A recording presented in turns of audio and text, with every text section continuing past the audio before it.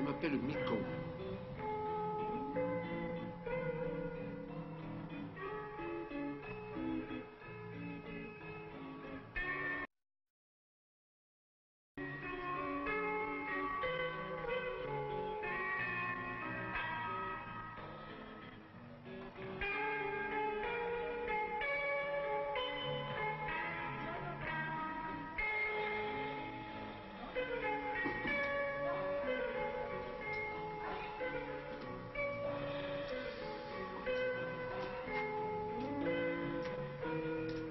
Christine, tu peux te libérer?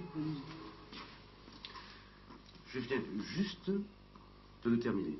Je te le montre? Regarde. Ben oui, c'est une espèce de clip. È il pas grand temps per lo dire, mais qu'est-ce lo dire? Per l'esprit. Su quelle planète tout est scrancado, il y a encore une terre qui est bonne, dit le soleil qu'emboufflao. Es la même terre, avec l'hostal, avec la fenne, nos enfants, nos amis, et bus, c'est boulettes, comme un dress. Et en Occitanie, tout est dit. Est-ce bon? Qui est Ça va. consacré à Coupé. l'université d'été Occitane. Mais ce soir, nous allons parler de cinéma et de Micon, bien sûr. Hein? C'est Micon sur la bobine ou c'est Micon en personne? Non, ça marche pas tellement parce que c'est quand même pas tout à fait une table de montage véritable. Et là, par contre, alors, pour le travail de montage de film, ceci, c'est un chutier et ça permet d'accrocher les plans des films, alors de les retrouver, de les repérer, on peut les numéroter au besoin. Et le film, le plus souvent, on le laisse tomber en vrac, c'est plus pratique. Pour le public ordinaire, ils se disent ça s'en va s'embrouiller, mais en général ça s'embrouille pas tellement, ou alors ça peut se démêler comme un écheveau. Et dans un drap blanc, parce qu'il faut que ce soit propre. Alors il y a des gens qui racontent des histoires comme d'autres écrivent des livres, et au lieu d'écrire des histoires, ils écrivent des films. Et pour écrire des films, il y a évidemment aussi tout un appareillage technique qui est arrivé récemment, hein, puisque le cinéma a commencé il n'y a pas longtemps. Et dont il faut savoir se servir. Et comment vient le goût de vouloir se servir de ça? J'ai rencontré le cinéma, ça fait longtemps, c'était en 1944, alors j'avais donc 8 ans, 9 ans. Il y a 50 ans de ça, quoi. Et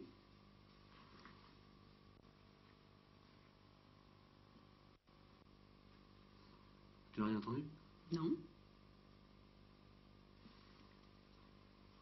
Oui, alors à cette époque-là, chaque année on m'amenait dans la salle paroissiale, qui était une salle de cinéma d'ailleurs, avec des fauteuils, enfin, façon dernière séance, quoi. Mais en général c'était des représentations théâtrales. Alors j'ai vu le miracle de Lourdes, j'ai vu Sainte Thérèse de l'Enfant Jésus, c'était très joli, il y avait des apparitions, de la lumière, moi je trouvais ça très joli. Et en 1944, cette année-là, quand le rideau s'est ouvert, au lieu d'avoir une scène de théâtre, il y avait une grande toile blanche. Et puis la salle s'est éteinte, sur cette toile blanche, moi j'ai vu, on m'avait dit c'est du cinéma. Mais tout d'un coup j'ai vu une rivière, et puis il y avait des pierres qui tombaient, qui faisaient des ronds dans l'eau. Alors c'était un film d'ailleurs sur la propagation des ondes à la radio, c'était tout sur la radio. Mais pour moi c'était une magie fabuleuse. Et ça m'intriguait, comme je n'ai pas bien suivi l'histoire, mais j'ai vu ça. Je voyais des images qui bougeaient, et qui ressemblaient au réel, en noir et blanc quand même. Hein. C'était l'époque du cinéma noir et blanc. Et alors, ça m'a amené à me retourner. Et puis j'ai vu d'où venait une espèce de lumière qui avait l'air d'éclairer cet écran. Et quand ça a été l'entracte, parce qu'il y avait ce film, et puis après il y avait un long film, je me suis glissé, je suis allé voir, autour derrière. Et là j'ai vu une porte entrebâillée, et j'ai vu une salle plus grande que celle-là d'ailleurs, enfin, pour moi elle était plus grande que ça, avec des machines. Des machines peut-être comme celle-là, enfin, des machines superbes, il y avait du feu dedans. En fait. Alors j'ai compris que c'était ces machines qui produisaient le spectacle que nous avions. Et je me suis dit que j'allais faire ça, un jour. Davantage du côté technique. Alors davantage du côté technique, enfin moi j'ai abordé ça par l'appétit de la machine et du jouet.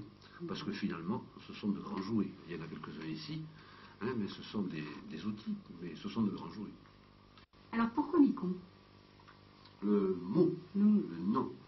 Eh bien voilà, il y avait un ami avec qui était décorateur d'ailleurs, et avec qui, en collaboration, j'ai fait quelques spectacles théâtre. Et c'était un plaisantin aussi, un peu un humoriste qui aimait bien jouer avec les mots et les noms des gens. Et moi, il m'appelait Micon Cherstanciel. Hein, je m'appelle Michel Constanciel, alors il avait fabriqué ça comme ça. Et alors quand j'ai cherché, enfin quand j'ai inventé ce personnage, eh bien, ma foi, c'est venu tout seul. Hein, c'est une espèce d'anagramme du nom, c'est Micon. À cette époque, j'ai pu réaliser ces films parce que j'étais animateur dans un centre culturel et j'ai donc pu obtenir les équipements nécessaires à un travail sérieux et de qualité.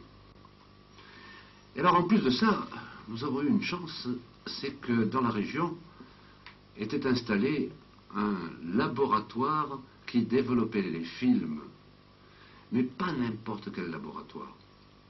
C'était celui de Jean-Paul Boyer à Redescend. Alors ça, je vais rendre un peu hommage au travail de cet homme et à cet homme qui